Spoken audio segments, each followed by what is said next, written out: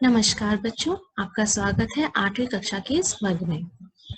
बच्चों, आप और हम बहुत भाग्यशाली हैं जिन्हें परिवार का साथ मिला है। अपना सुख दुख हम अपने परिवार के साथ, अपने मित्रजनों के साथ बांटते हैं।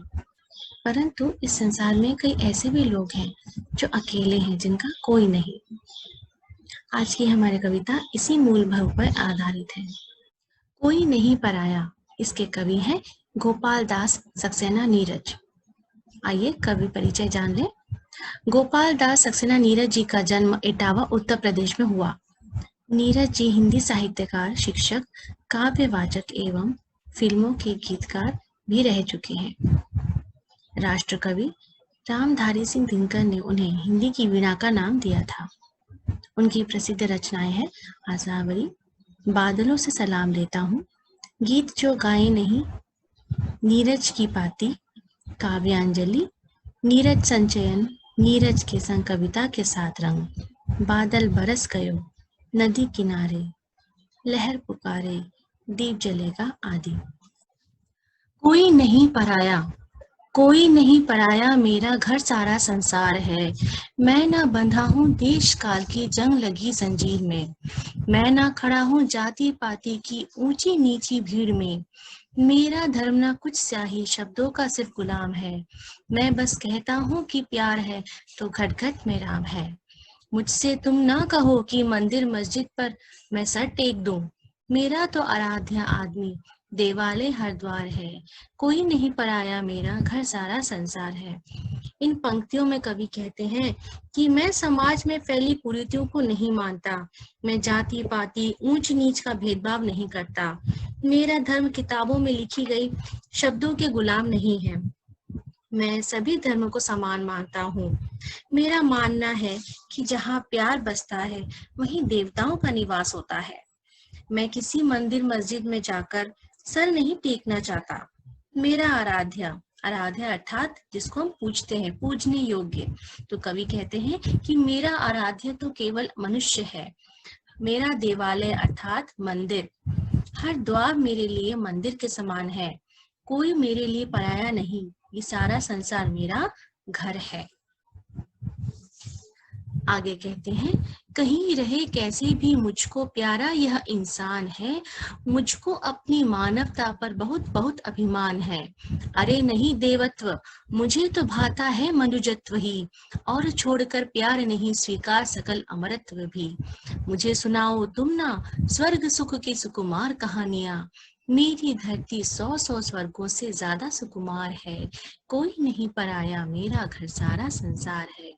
इस पद्यांश में कवि कहना चाहते हैं कि कोई भी कैसी भी रहे, किसी भी अवस्था में हो, हर इंसान मुझे प्यारा है और मुझे अपनी इस मानवता पर बहुत गर्व है, अभिमान है। अरे देवत्व नहीं, कवि कहते हैं कि देवता नहीं, मुझे तो मनुष्य ही भाता है, मनुष्यत्व ही भाता है। छोड़कर प्यार नहीं स्वीकार सकल अमरत्व भी, अर्थात कहते हैं कि मुझे अमरता नहीं चाहिए। मैं मनुष्य की सेवा करना चाहता हूँ, अपना जीवन है वो मनुष्य की सेवा में ही गुजारना चाहता हूँ। तुम मुझे स्वर्ग की सुख की सुकुमार कहानियां मत सुनाओ, क्योंकि मेरी धरती 100 स्वर्गों से भी अधिक सुंदर है।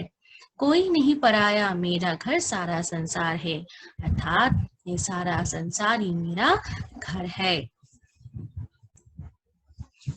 अगले पद्यांश में कवि कहते हैं, मुझे मिली है प्यास विषमता का विष पीने के लिए। मैं जन्मा हूँ नहीं स्वयं हित जगहित जीने के लिए। मुझे दी गई आग की इस तम में मैं आग लगा सकूं। गीत मिले इसलिए कि घायल जग की पीड़ा गा सकूं। मेरे दर्दीले गीतों को मत पहनाओ हथकड़ी। मेरा दर्द मेरा नहीं, सबका हाहाकार है। कोई नहीं पराया, मेरा घर सारा संसार है।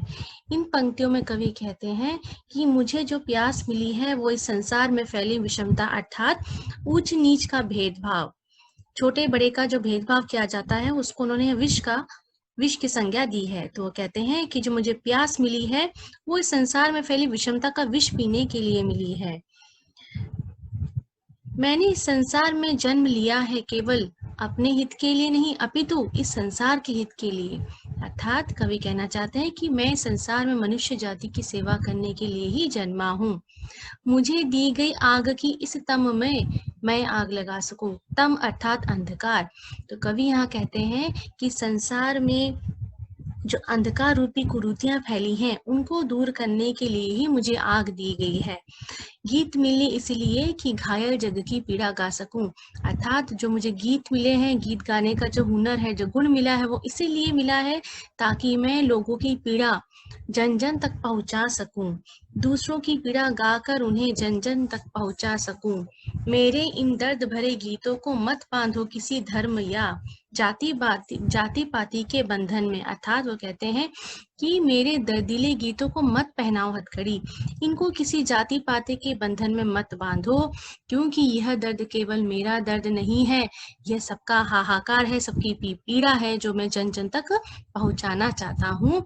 कोई नहीं पराया, अर्थात मेरे लिए कोई पराया नहीं है, यह सारा संसार मेरा घर है। आगे कहते हैं, मैं सिखलाता हूँ कि जियो ओ जीने दो संसार को, जितना ज्यादा बांट सको तुम बांटो अपने प्यार को। हंसो इस तरह हंसे तुम्हारे साथ दलित यह धूल भी, चलो इस तरह कुचल न जाए पग से कोई शूल भी। सुख ना तुम्हारा सुख केवल जग का भी उसमें भाग है, फूल डाल का पीछे पहले उपवन का श्रृंगार है। कोई नहीं पराया मेरा घर सारा संसार है। तो कवि इन पंक्तियों में कहना चाहते हैं कि हे मनुष्य, तुम स्वयं जियो और संसार के सभी जीवों को जीने दो। आपस में प्रेम भाव रखो और जितना हो सके प्रेम बांटो, प्यार बांटो। सभी के साथ प्रेम पूर्वक व्यवहार करो। ऐसा कोई व्यवहार नहीं करो जिससे किसी की मन को चोट पहुंचे, किसी को पीड़ा हो। चलो इस तरह कुचल न जाए पग से कोई शूल भी। अर्थात वो कहते हैं कि अपने साथ तो तुमसे छोटा है उसको भी अपने साथ लेके चलो और इस तरह चलो कि तुम्हारे पैरों से कोई कांटा भी ना कुचला जाए। जो सुख तुम्हें प्राप्त हुआ है वो सुख केवल तुम्हारा ही सुख नहीं है, उसमें संसार का भी भाग है।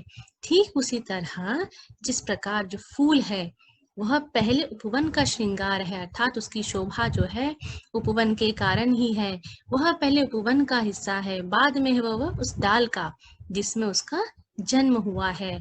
तो कहते हैं कि जो सुख तुम्हें प्राप्त हुआ है वो केवल तुम्हारा नहीं, इस संसार का भी उसमें भाग है। कवि कहते हैं कि मेरे लिए कोई पराया नहीं, ये सारा संसार मेरा घर है। इस कविता में आए कुछ कठिन शब्दों को हम देख लेते हैं, उनके अर्थों को जान लेते हैं। बच्चों, इस कविता में कुछ कठिन शब्द आए हैं जिनके अर्थ हम जान लेते हैं। आराध्य अर्थात पूज्य, पूजने योग्य। मनुजत्व मानवता, मनुष्यता।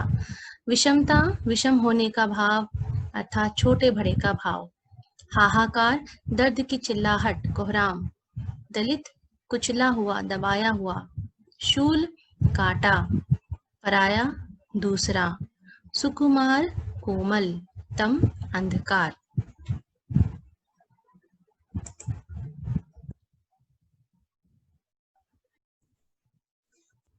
बच्चों, इस कविता से हमने सीखा कि जिस प्रकार कवि इस संसार को अपना घर समझते हैं, सभी को अपना मानते हैं, हमें भी अपनेपन का भाव रखना चाहिए, आपस में प्यार बांटना चाहिए।